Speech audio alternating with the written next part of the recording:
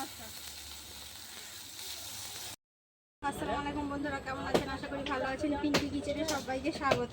সেদিন ইলিশ মাছ নিয়ে এসেছিলাম, আপনারা সবাই দেখেছেন। কেটেছিলাম, আমরা অর্ধেকটা রেখেছিলাম, আধা রান্না করেছিলাম। আজকে সর্ষে পোস্ত ইলিশের মাছ রান্না হবে। স্কিপ না করে পুরো ভিডিও দেখবেন, দেখার জন্য অনুরোধ রইল। কদম পাতা নিয়েছি, কদম পাতাটাতে মাছটা কেটে রাখবো। আমাদের গাছ কদম গাছ কাটা হচ্ছে। এই কদম পাতাগুলো কত বড় বড় দেখুন। এই কদম পাতাগুলো মাছটা কেটে রাখবো।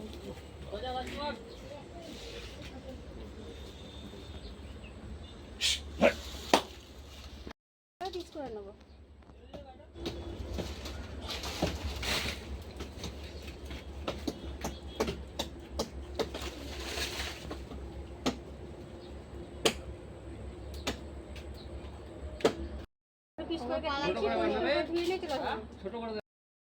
মাছগুলো পরিষ্কার করে ভালো করে ধুয়ে নিলাম।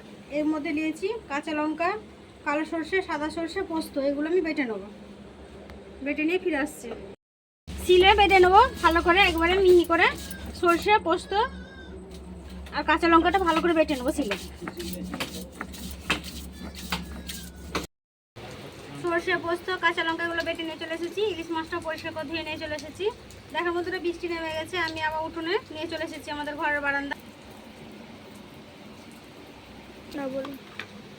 বৃষ্টি শুরু হয়ে গেছে, তো আমি বারান্দায় রান্নাটা করব। মাছগুলো মাখিয়ে নেব।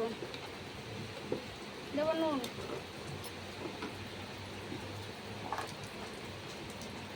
দেবো হলুদ গুঁড়ো,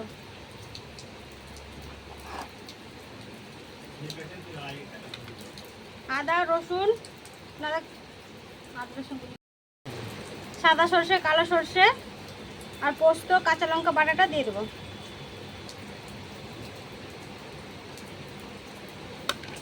ভালো করে মাছগুলো মাখিয়ে নেব। অল্প দেবো সর্ষের তেল।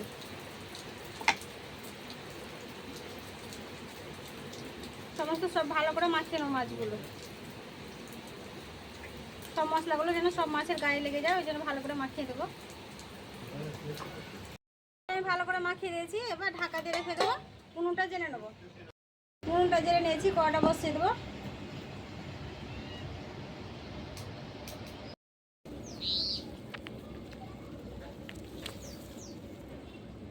গরম হয়েছে, দেবো সর্ষের তেল। আমি বৃষ্টিটা থেমেছে, তার জন্য আমি নিচে উনুনটা আবার নামিয়ে নিয়ে চলে এসেছি।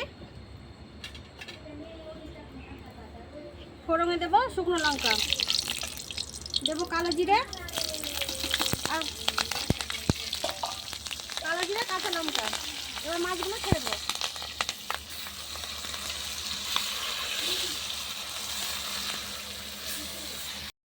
উল্টে দেবো মাছটা। এবার সর্ষে পোস্ত থালাটা দিয়ে দেবো ধুয়ে।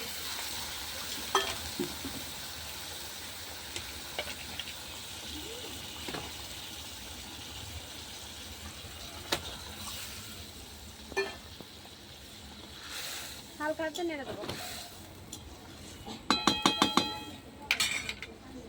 এবার 10 মিনিটের জন্য ঢাকা দিয়ে দেবো।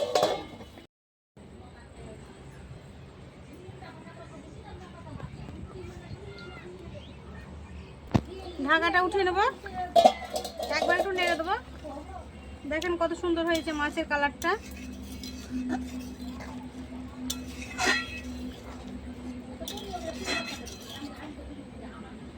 কম আছে, আবারও 5 মিনিট ঢাকা দিয়ে বসিয়ে দেবো, তাহলে হয়ে যাবে।